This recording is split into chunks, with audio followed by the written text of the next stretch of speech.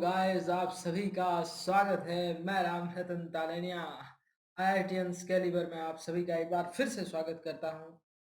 तो अब तक हमने क्या पढ़ा कि भैया मैटर कितने प्रकार का होता है। Solid, liquid, gas. ठीक है, तीन तरह का होता है। और हमने उस तीनों की प्रॉपर्टीज पढ़ी कि भाई साहब सॉलिड में जो पार्टिकल्स है वो पास पास में है, और लिक्विड में थोड़ी सी डिस्टेंस है, और गैस में बहुत सारी डिस्टेंस। आगे क्या है? आगे हम पढ़ेंगे inter conversion of states of matter. भाई साहब सॉलिड लिक्विड में कैसे जाएगी, लिक्विड स्टीम या फिर गैस में कैसे जाएगी। तो हमने अक्सर देखा है कि अगर हम किचन को फ्रिज से क्या किचन में आइस को अगर फ्रिज से बाहर रखेंगे, कुछ समय बाद ये वाटर में कन्वर्ट हो जाता है, और जब आप वाटर को गर्म करो तो ये गायब हो जाता है गैस में। तो क्या होता है कि जैसे जैसे जैसे शुरुआत में आइस था तो वो सॉलिड था, फिर ये वाटर में कन्वर्ट हुआ तो ये लिक्विड था, फिर गायब हो गया, स्टीम बन गया, भाप बन गया, तो ये गैस था। ठीक। तो ये तीनों स्टेट्स में चला गया, ये जो स्टेट्स में चला गया आपस में, this phenomena due to which matter changes from one state to another and then back to its original states on altering the conditions of temperature and pressure is called interconversion. अब मैं by chance gas का for example temperature वापस घटाना चालू कर दूं, यानी कि ठंडा करना चालू कर दूं। आपने देखा होगा कि जब आप पानी गर्म करते हो तो उसमें से भाप निकलती है। अब आप अगर उस पात्र पर, उस जो वेसल है उस पर अगर आप प्लेट रख दोगे तो वहां वापस ड्रॉपलेट्स उस प्लेट के नीचे बननी चालू हो जाती है। ठीक है, पानी बनना चालू हो जाता है। तो जैसे ही अब आप टेम्परेचर गिराओगे तो ये वापस लिक्विड चला जाएगा। अगर आप और ठंडा करोगे तो ये बर्फ बन जाएगा। ठीक है, तो ये जो इंटर कन्वर्जन, ये जो पूरी फिनोमिना हुई है, ये जो अ, हमने कंडीशंस चेंज की है, टेम्परेचर और प्रेशर को चेंज करके हमने जो स्टेट्स चेंज की है आपस में, वो क्या है? Inter conversion of states of matter है। ठीक है, जैसे कि आगे देखते हैं। आप सभी जानते हैं, हम सबके पास घरों में एलपीजी सिलेंडर्स तो होते ही है। सीएनजी सिलेंडर्स भी देखे होंगे आपने। तो वहां उसके अंदर जो कंप्रेस्ड गैस होती है, ठीक है, लिक्विड फॉर्म में होती है। आप हिला के देखना, ऐसा लगता है जैसे उसमें लिक्विड भर रखा है, क्योंकि उसको इतना मतलब कंप्रेस किया जाता है, उतना प्रेशर अप्लाई किया जाता है। यहाँ क्या कर रहे हैं वो, इतना प्रेशर अप्लाई कर रहे हैं कि वो चीज किस में आ जाए, लिक्विड स्टेट में आ जाए। वह जो आपके किचन में एलपीजी का सिलेंडर पड़ा है, उसके अंदर लिक्विड में गैस इसलिए है क्योंकि गैस पर इतना प्रेशर डाला गया है कि वो लिक्विड स्टेट में आ जाए। जैसे कि अब आपको क्या पता अंदर लिक्विड है, बताता हूं। मैं एक एग्जांपल लेता हूं। आप सभी ने लाइटर देखा होगा, तो लाइटर के अंदर होती गैस है, लेकिन उसमें बाहर से दिखता है जैसे कोई पानी पानी जैसा लिक्विड डाल रखा है। तो वो उसको प्रेशर से कंप्रेस करके लिक्विड में चेंज कर लिया, तो अब आपको पता चल गया कि लिक्विड फॉर्म में ही रहता है। जैसे कि अगर कार्बन डाइऑक्साइड पर आप प्रेशर डालोगे तो ये डायरेक्ट ड्राई आइस बन जाएगा सॉलिड स्टेट में। ठीक है, ये एग्जाम्पल है आपस में कन्वर्जन का एक। ठीक है, प्रेशर और टेम्परेचर दोनों से हम क्या करते हैं, स्टेट्स बदल सकते हैं। अब कैसे बदलेंगे देखते हैं। ठीक है, जैसे कि solid to liquid, for example ice है, वो लिक्विड में जा रही है, तो किस प्रोसेस द्वारा? भाई साहब ये मेल्टिंग होगी, यहाँ पर बर्फ पिघलेगा। एग्जाम्पल ले लेता हूँ, बर्फ पिघल के वाटर बन रहा है, एग्जाम्पल है। सॉलिड टू लिक्विड जाने का एक बहुत ही अच्छा एग्जाम्पल है जो हम सब के आसपास है। तो बर्फ से पानी में जा रहा है, इसको मेल्टिंग कहते हैं। ठीक है, और ये एक फिक्स पॉइंट पर होता है, फिक्स टेम्परेचर पर होता है। जैसे कि बर्फ है, उसको अगर मैं एक फिक्स टेम्परेचर पर लेकर आ जाऊं तो वो वहां से पिघलना चालू हो जाता है, और उस पॉइंट को मैं क्या कहता हूं, मेल्टिंग पॉइंट कहता हूं। ठीक है, यहां समझ में आ गया। यानी कि अगर सॉलिड टू लिक्विड जाएगा तो इस प्रोसेस को मैं बोलता हूं मेल्टिंग, और ये एक फिक्स पॉइंट पर होता है, फिक्स टेम्परेचर पर होता है। उस टेम्परेचर पॉइंट को मैं मेल्टिंग पॉइंट बोलता हूं, मेल्टिंग पॉइंट बोलता हूं। ठीक है, एक बार फिर से बोलिए कि जो सॉलिड से लिक्विड जाने की प्रोसेस है उसको मैं क्या बोलता हूँ, मेल्टिंग। और ये एक फिक्स टेम्परेचर पर होता है जिसे मैं बोलता हूँ मेल्टिंग पॉइंट MP। ठीक है, अब बात करता हूँ लिक्विड से गैस। जैसे कि पानी को मैंने गर्म किया, पानी को मैंने क्या किया, लिक्विड टू गैस। पानी को, एग्जाम्पल पानी लूंगा, पानी को मैं गर्म करता हूं तो ये भाप बदल जाता है, गैस स्टेट में चला जाता है। ठीक है, ठीक, बॉइल हो जाता है, बॉइल हो जाता है, और एक फिक्स टेम्परेचर पर इवापोरेशन होता है, भाप में बनता है एक फिक्स टेम्परेचर पर, और उस टेम्परेचर को मैं क्या बोलता हूँ, बॉइलिंग पॉइंट। तो यहाँ पर भी एक प्रोसेस हो रही है, लिक्विड गैस में जा रहा है, इस प्रोसेस को मैं बोलता हूँ इवेपोरेशन। ठीक है, इवेपोरेशन बोलता हूँ, और ये फिक्स टेम्परेचर पर हो रहा है, उस टेम्परेचर को मैं बोलता हूँ, क्या बोलता हूँ, बॉइलिंग पॉइंट।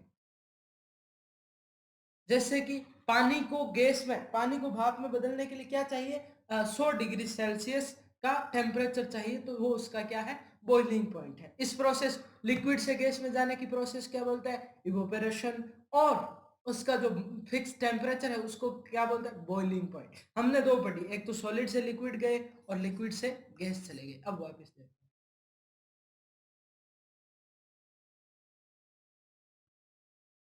अब वापस चलते हैं गैस से लिक्विड। तो इस प्रोसेस को कंडेंसेशन बोलते हैं। कंडेंसेशन यानी कि गैस से वापस, भाप से वापस पानी बना ले, तो उस प्रोसेस को हम बोलते हैं कंडेंसेशन। ठीक है, और ये एक फिक्स टेम्परेचर पर होता है, उसको बोलते हैं लिक्विफेक्शन पॉइंट। क्या बोलते हैं, लिक्विफेक्शन पॉइंट, फिक्स पॉइंट पर होता है जिसका नाम भी दे रखा है लिक्विफेक्शन पॉइंट। ठीक है, अब हमने सॉलिड से लिक्विड देख लिया, लिक्विड से गैस देख लिया, वापस गैस से लिक्विड देख लिया, वापस अब लिक्विड से सॉलिड देखते हैं। लिक्विड से सॉलिड, लिक्विड से सॉलिड जाएंगे।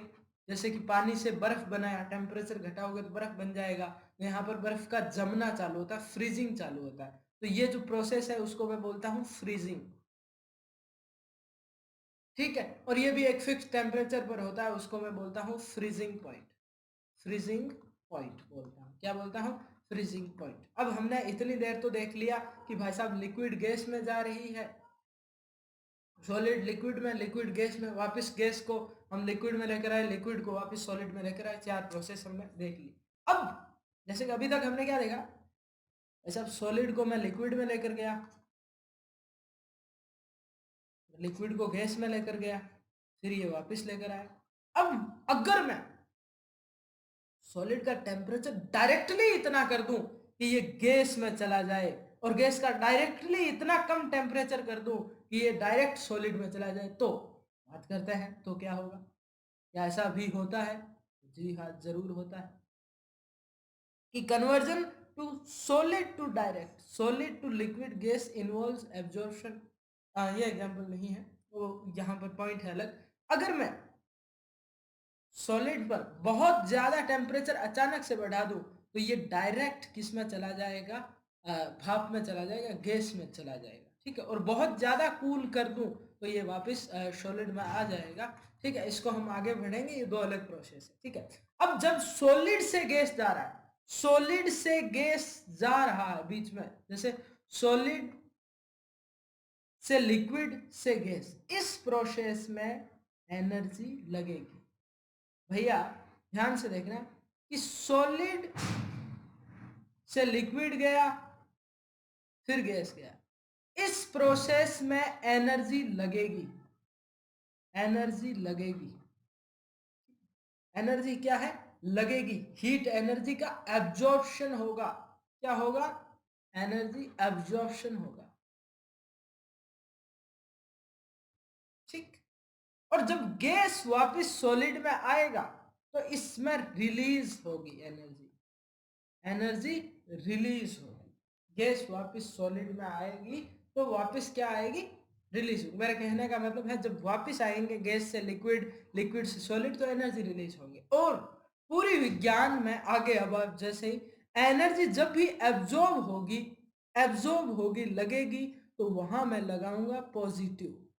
और अगर रिलीज हो रही है तो उसको मैं बोलूंगा नेगेटिव। अगर रिलीज हो रही है उसको मैं बोलूंगा नेगेटिव। अगर पॉजिटिव है मतलब लग रही है, मेरी तरफ से देनी पड़ रही है, एब्जॉर्ब हो रही है। ठीक है, मुझे नहीं लगता यहां तक कोई डाउट होगा। अब सॉलिड से लिक्विड से गैस जा रहे हैं तो एनर्जी लगेगी, और गैस से लिक्विड से सॉलिड वापस आओगे तो एनर्जी रिलीज होगी। ठीक है, फिर आता है एक नया टॉपिक है, हम आगे पढ़ेंगे तो लेटेंट हीट। अब किसी भी स्टेट को सबस्टेंस चेंज करने के लिए, ठीक है, अब या तो एनर्जी रिलीज हो रही थी या फिर एब्जॉर्ब हो रही थी, दो ही प्रोसेस थी।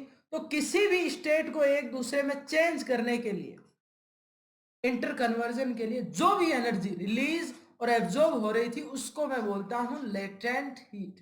यानी भैया डायरेक्ट बोल रहा हूं कि किसी भी एनर्जी को रिलीज होने के लिए,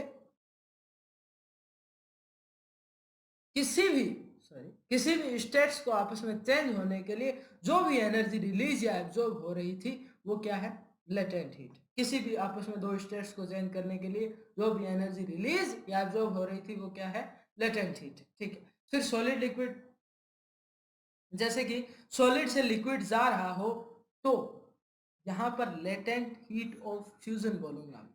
ठीक है, अब लेटेंट ऑफ फ्यूजन मतलब सॉलिड से लिक्विड जाने में जो एनर्जी, अब यहाँ पर आप बताओगे लगेगी या रिलीज होगी, लगेगी। ठीक है, लगेगी तो मैं इसको पॉजिटिव बोलूंगा। तो पॉजिटिव वैल्यू कितनी है पानी के लिए एग्जांपल, तो 3.34 इंटू 10⁵। ठीक, आगे चलते हैं। लेटेंट हीट समझ आ गया, दो किसी भी स्टेट्स को चेंज करने के लिए जो एनर्जी रिलीज हो रही है या लग रही है उसको मैं लेटेंट हीट बोलता हूँ। ठीक है, अब बात करते हैं मोलिक्यूलर स्ट्रक्चर के हिसाब से। फॉर एग्जांपल ये सॉलिड था और ये लिक्विड था,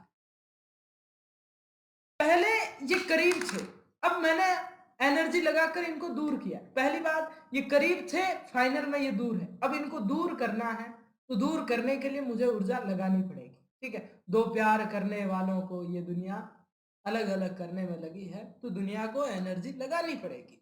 अगर अब वापस इनको करीब आना है तो भाई साहब ये करीब आ रहे हैं तो इनको खुशी मिली है, एनर्जी ये देंगे, तो ये एनर्जी रिलीज करते हैं। अब समझने की कोशिश कीजिए कि when we heat any solid substance particle, अब होता क्या है एक्चुअल में इनर में, वो क्या है, जब इनको मैं हीट करता हूं, फॉर एग्जांपल मैंने इसको हीट करना चालू कर दिया, हीट करते ही ये सब में मतलब उछलना, काइनेटिक एनर्जी मिल जाती है, सब उछलने लगते हैं इधर से उधर इधर से उधर। तो जैसे ही थोड़ा बहुत इधर उधर हिलेंगे, थोड़ी बहुत जगह होगी, इसी तरह जगह होती जाती है और इंटरमोलिक्यूलर फोर्स भी घटता जाता है और ये लिक्विड में चले जाते हैं। भाई साहब आग लगने पर उछलते क्यों हैं, तो आप भी आग पर बैठकर देख लेना, पता चल जाए। ठीक है, इनको काइनेटिक एनर्जी मिल गई और ये उछलने लग गए। उछलने लग गए तो थोड़ा बहुत इंटरमोलिक्यूलर स्पेस इंक्रीज हुआ, फोर्स कम हुआ, और ज्यादा स्पेस इंक्रीज हुआ और स्टेट चेंज हो गई। ठीक है, अब liquid gas, liquid state gas, अब मैं एग्जांपल लूंगा सारे ही। तो लिक्विड से गैस में जा रहा था, मैं लिक्विड से गैस में जा रहा था, तो इस प्रोसेस को मैंने बोला था वेपराइजेशन, इवेपराइजेशन। तो बॉइलिंग और vaporisation, it is the change liquid states of substance to gaseous state. Liquid state से गैसियस स्टेट में जा रहा था। बॉइलिंग पॉइंट है, मैंने कहा एक फिक्स टेम्परेचर है, और एग्जांपल ले रहा है वाटर का, तो 100 डिग्री सेल्सियस। क्योंकि लिक्विड से गैस में जा रहा है तो एनर्जी लगेगी, एनर्जी लगेगी मतलब वैल्यू आएगी पॉजिटिव। पानी के लिए लेटेंट हीट ऑफ वेपोराइजेशन कितनी है, 22.6 इंटू 10⁵ जूल पर केजी। ठीक है, यहां तक मुझे नहीं लगता कोई डाउट होगा। अब लिक्विड और गैस में प्रोसेस वही हो रही है, बहुत ज़्यादा हीट लग रही है, उनको एनर्जी बहुत ज़्यादा मिल रही है, तो इधर उधर इतना ज़्यादा भाग चुके हैं कि उनके बीच की दूरियां बहुत ज़्यादा हो गई है।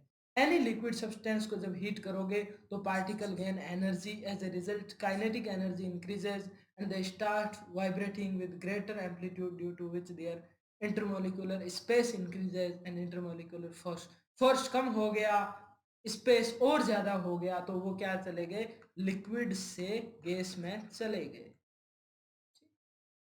अब बात करते हैं गैस लिक्विड की, यानी कि गैस से वापस लिक्विड में आना है।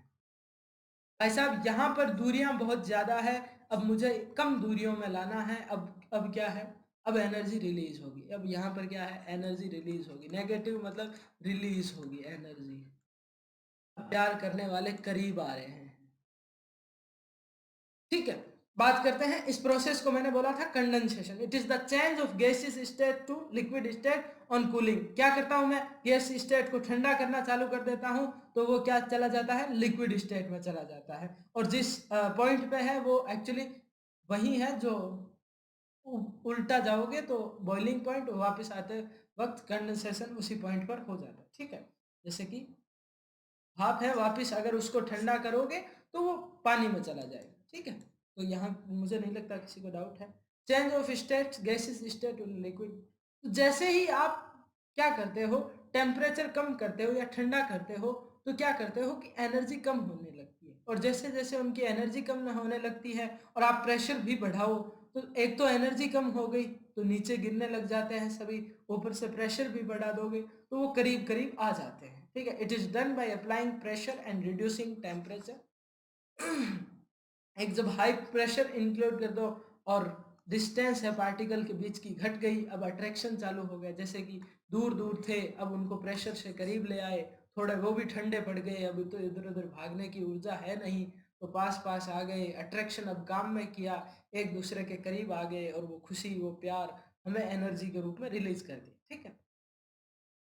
और सॉलिड से गैस डायरेक्टली, आपने देखा होगा स्कूल्स के अंदर टॉयलेट वगैरह में नेफ्थलीन की बोल यूज में लेते हैं, नेफ्थलीन की गोलियां, जो कि हम घरों में भी लेते हैं, कपड़ों वगैरह में डालते हैं, वो अपने आप गायब हो जाती है, पहले छोटी होती है फिर गायब होती है। कहाँ गायब होती है, एक्चुअली वो डायरेक्ट सॉलिड से गैस में चली जाती है, यानी उन्हें इतनी एनर्जी मिल जाती है उनके पार्टिकल्स को, वो किस में चली जाए, गैस में चली जाए।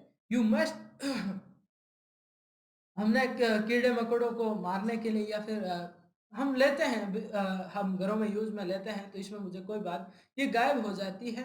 तो ये जो क्या है ये प्रोसेस, इसको मैं बोलता हूँ सब्लिमेशन, यानी सॉलिड से गैस जाने की प्रोसेस को मैं बोलता हूँ sublimation. Solid state directly gas state में चला जाए तो उस प्रोसेस को मैं क्या बोलता हूँ, सब्लिमेशन। इसमें दो कंपोनेंट है, सब्लाइम और सब्लिमेट, सब्लाइम और सब्लिमेट, ठीक है। अब बात कर, सब्लाइम क्या है, a gaseous state that is form due to sublimation. भाई साहब सॉलिड से जो गैसियस स्टेट मिली है मुझे, वो है सब्लाइम, ठीक है। और जिसका, जिस सॉलिड का सब्लिमेशन हुआ है वो क्या है, सब्लिमेट। ये याद रखना है आपको। जिस सब्लाइम क्या है, जो गैसियस स्टेट मिली है, और सब्लिमेट जिसका सब्लिमेशन हुआ है। For example sublimation of naphthalene balls हमारे सामने बहुत ही अच्छा एग्जाम्पल है। बाद में बात करते हैं इवेपोरेशन की। हमने अक्सर देखा है, पानी को गर्म करो तो भाप बन के उड़ जाता है, ठीक है।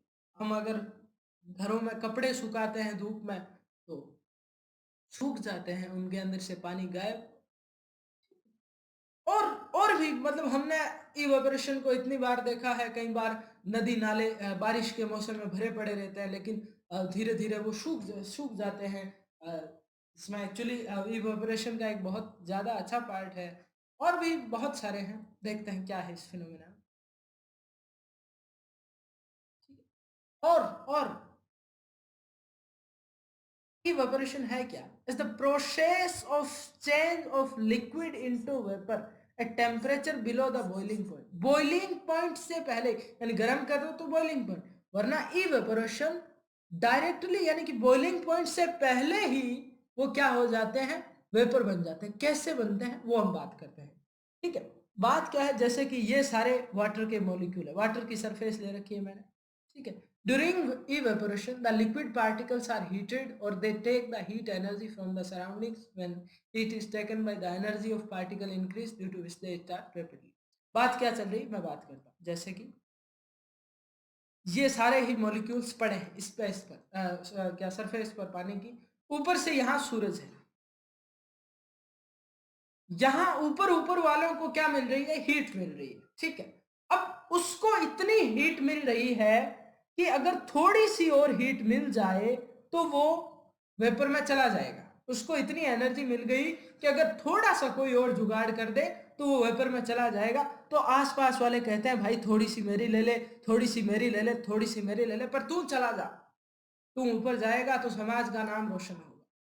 ठीक है, तो इसको आसपास से एनर्जी मिल जाती है और इसकी वजह से ये चला जाता है। ठीक है, इसी प्रकार से बहुत सारे मॉलिक्यूल्स वेपर में कन्वर्ट होना चालू हो जाते हैं और यही इवेपोरेशन है। ठीक है, अब ये कैसे बढ़ेगा? फॉर एग्जांपल, अब सरफेस जितनी ज्यादा बड़ी होगी उतने ज्यादा मॉलिक्यूल्स निकलेंगे, क्योंकि मैंने काम ही इसमें क्या है, आसपास वालों का योगदान का है। ठीक है, और भाई साहब अगर टेम्परेचर भी ज़्यादा हो तो पहली बात इनको भी कम देना पड़ेगा और हीट भी थोड़ी ज़्यादा एनर्जी मिल जाएगी। ठीक है, और दूसरी चीज़ हीट, ह्यूमिडिटी। तीसरी चीज़ ह्यूमिडिटी यानी कि नमी। अगर ये ज़्यादा हुई यानी कि ये यहाँ से निकल रहे हैं और यहाँ पर एक मेहमान और खड़े हैं, एक मेहमान और खड़े हैं, एक मेहमान और खड़े हैं, यहाँ इनकी इतनी रहने की जगह ही नहीं है, तो ये कहेंगे भाई यहीं रहे, वहाँ हमारे रहने की कोई व्यवस्था ही नहीं है, हम वहाँ क्यों जाए आखिर। ठीक है, तो ह्यूमिडिटी जितनी कम होगी वेपर उतनी ज़्यादा बनेगी। अगर ह्यूमिडिटी ज़्यादा है तो फिर वेपर कम बनेगी, इवेपोराइजेशन कम होगा, इवेपोरेशन।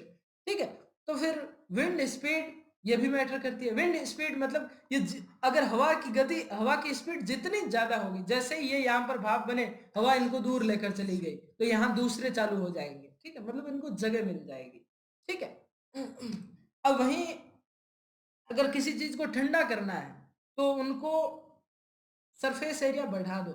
ठीक है, मतलब अगर कोई गर्म चीज है ठंडा करना है तो सर, अब मैंने यहाँ एक वर्ड यूज में लिया, ठंडा करना। ठंडा करना तो इसी पर पढ़ेंगे, कूलिंग इफेक्ट। क्या होता है कि मैंने क्या कहा कि इसको ऊपर उठाने के लिए इन सब ने अपनी अपनी एनर्जी दान कर दी, इन सब ने अपनी अपनी एनर्जी दे दी, यानी ये सब क्या है, ठंडे पड़ गए। इन सब ने अपनी एनर्जी दे दी, इन सब ने अपनी अपनी एनर्जी दे दी, ये सब क्या पड़ गए, ठंडे पड़ गए, इनके पास एनर्जी है ही नहीं। Evaporation is a surface phenomena. बात क्या है, मैंने ऊपर ऊपर वाली सरफेस पे काम हो रहा है। Particular at the surface having high kinetic energy break up their force of attraction and form vapours. जिसके पास ज्यादा काइनेटिक एनर्जी है वो ऊपर चला जाता है। ठीक है, आसपास वाले उसे एनर्जी दे देते हैं। तो जो बाकी के पास एनर्जी, लॉस्ट एनर्जी चली जाती है और वो उनका टेम्परेचर घट जाता है, ठंडे हो जाते हैं वो। जैसे कि आपने हाथ में कभी परफ्यूम लिया होगा, या फिर अभी तो हाँ सैनिटाइजर का जमाना है तो मुझे बताने की जरूरत ही नहीं, आपने हाथ में कभी परफ्यूम लिया होगा, वो जैसे ही आप लोगे आपके हाथ को ठंडक महसूस होगी, हाथ कूलिंग लगेगा। ठीक है, वो क्यों लगता है कि जैसे ही आपने परफ्यूम लिया, उस परफ्यूम ने क्या किया कि उस परफ्यूम को वेपर बनना चालू हो गया। अब उसके जो परफ्यूम के मॉलिक्यूल है उसके पास थोड़ी बहुत तो एनर्जी मिल गई और थोड़ी बहुत एनर्जी उसने आपके हाथ से ले ली। ठीक है, और वो ऊपर चला गया। अब आपके हाथ से ले ली, आपका हाथ पड़ गया ठंडा और आपको ठंडा ठंडा फील होगा। ठीक है, तो ये प्रोसेस आपको उम्मीद करता हूँ समझ में आ गया होगा। कूलिंग इफेक्ट क्या चीज है। एक्चुअली जब मैं चाय रखता हूँ, ये एक सरफेस फिनोमेना, ऊपर वाला फॉर एग्जांपल ये चला गया तो इन चारों को ठंडा कर गया, फिर ये चला गया तो इन चारों को ठंडा कर गया, तो ये कूलिंग इफेक्ट चलता रहता है। इसके बहुत सारे एग्जांपल्स है। ठीक है, तो आप सभी का बहुत बहुत धन्यवाद। वीडियो पसंद आया हो तो लाइक कीजिए, शेयर कीजिए, सब्सक्राइब कीजिए। धन्यवाद।